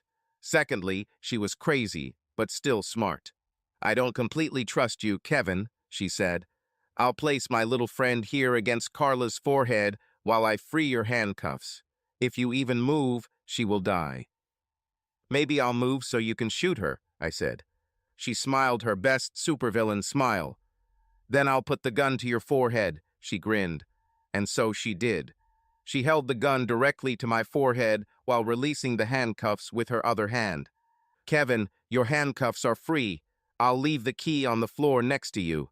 Don't move until I'm out of the room, or I'll kill you. Once I'm gone, you can free yourself from the cuffs, and you too can eat. As soon as the door closed, I was freed from the handcuffs. I opened Carla's handcuffs, and she stood up. As soon as she was on her feet, she pushed me against the wall and started kissing me. The first kiss was cautious. The second one was more persistent. I pushed her away and stared at her. I hate you, Carla, I said. Then why did it take you so long to push me away? She asked. She approached me again, holding out her arms with obvious hunger in her eyes. Carla, we are in danger. They are going to kill us, I said. Let's go out with a bang, she smiled. Even as she spoke, she unbuttoned her blouse. Let's not die at all, I said. We just need a plan. Carla walked up to the table and looked at the food. Naturally, it was McDonald's.